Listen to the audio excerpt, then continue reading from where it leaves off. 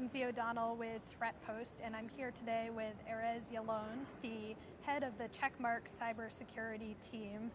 Erez, thanks so much for joining us today. Yeah, my pleasure. How's your RSA going? Well, it's fun, it's exciting. Yeah, it's always fun. Always fun. So for people who don't know you, can you give us a brief introduction about yourself and kind of your background? Sure. So, as you said, my name is Erez Yalon. I'm the head of the security research in Checkmarx, a software security company. My group of researchers, I have the privilege of working with really top-notch researchers every day in several teams around the world.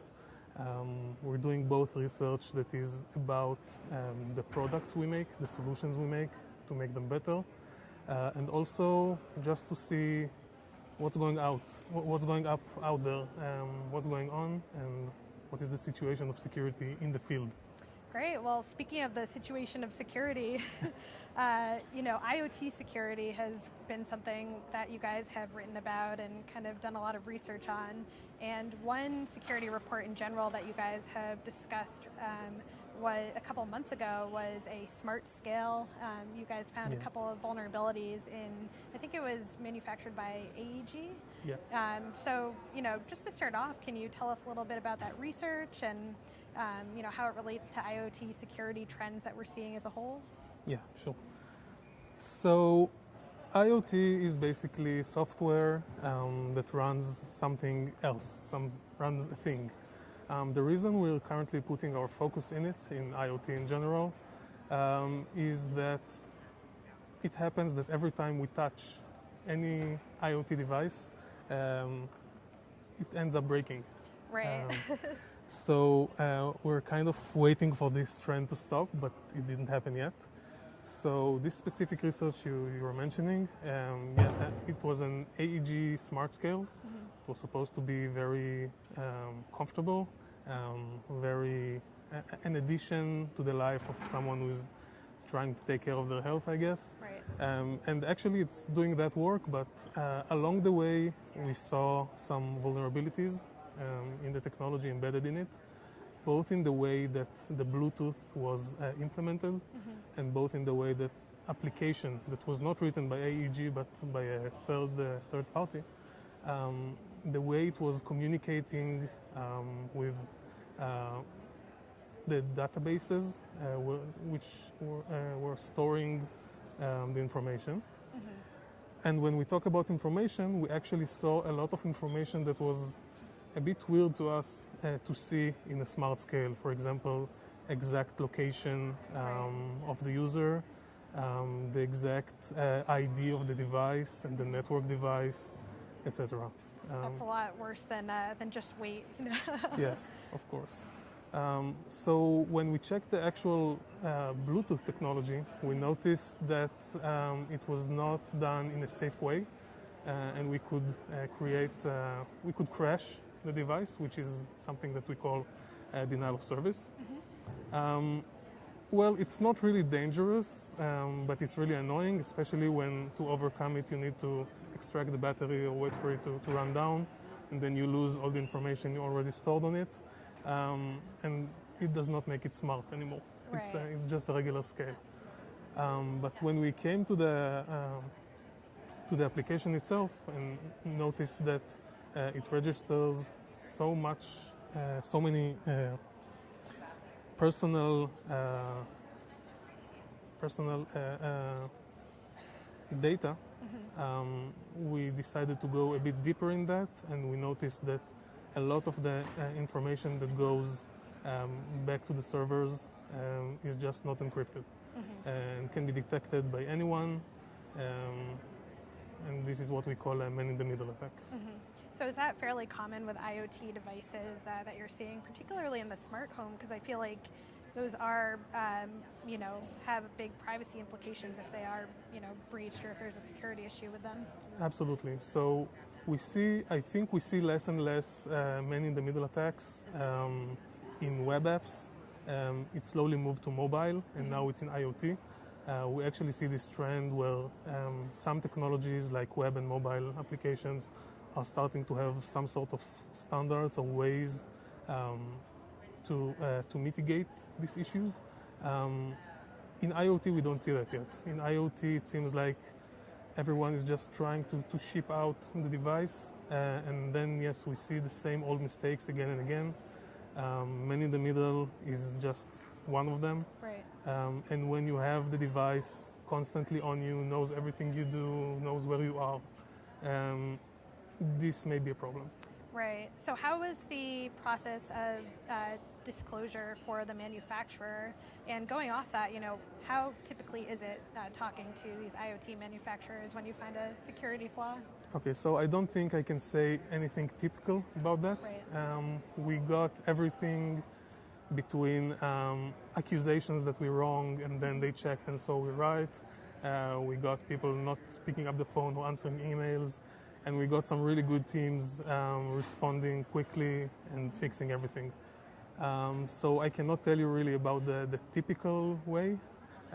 In this specific case, AEG gave us a generic response of that they take care of what needs being. They take care of what they need to take care of. Mm-hmm. We contacted the software manufacturer, mm-hmm. which we found is a third party in China, which means that they actually keep all the details and all the private details on the server in China. We contacted them. They said that there is absolutely no problem and everything is okay.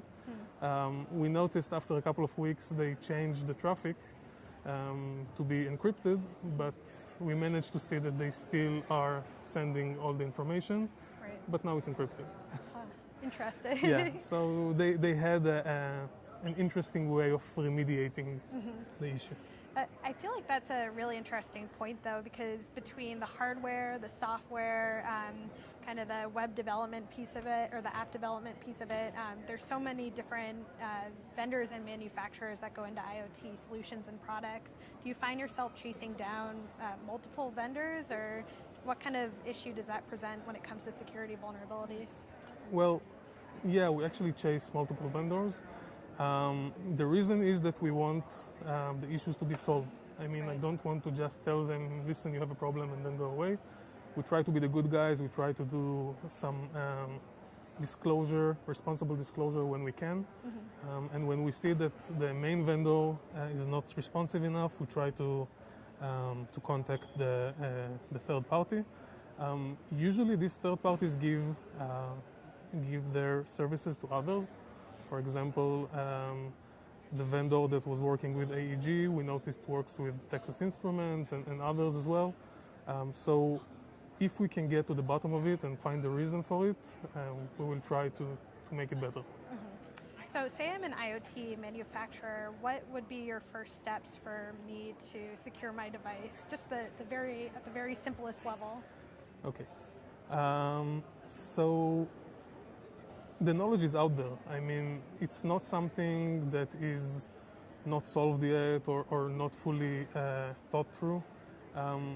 If your developer decided not to implement encrypted traffic, mm-hmm. It's not about the technology. It's either lack of knowledge or either lack of time thinking about it or problems in architecture.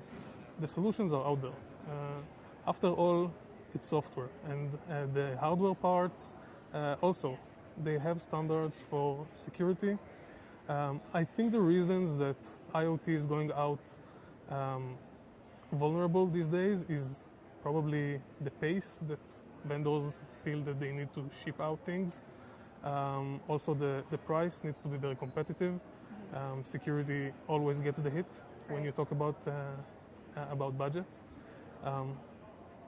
That makes sense. I mean, I feel like we're seeing more and more very cheap IoT devices kind of hit the market that have that cool factor, but might not have that security factor. So looking ahead, what do you see as the future of IoT security? Do you see any solutions in the horizon or just more problems? Okay, the bottom line is I see more problems, definitely. IoT is everywhere at the moment. I don't think any of us can imagine their lives without IoT. If it's watches, smart locks, all the home assistants. So it's there and it's there to stay. The thing is that it makes the attack surface for attackers way bigger than it used to be. So if vendors are not going to make sure that they're delivering safe software, safe IoT, things will not get better. Also, I see the full responsibility of shipping out a safe product on the vendors, obviously, but I think us as users need to know that the risk is very clear and it's out there, and we need to be sure that we want these devices to have all these private details about ourselves. Right. Now, although vendors usually do not do illegal things, they do not take details from us that we're not supposed to know, because there is the end user license agreement, of course, on every product. But I think that users should try and choose and pick IoT devices that have a license agreement that can be tweeted. Right. Very short. Well, I'm curious to see if there will be any sort of regulation or pressure, even just from the customer, like you said, on IoT vendors in the future. So something to look out for, I guess. Yeah, thanks. Erez, thank you so much for joining us here at RSA. My pleasure.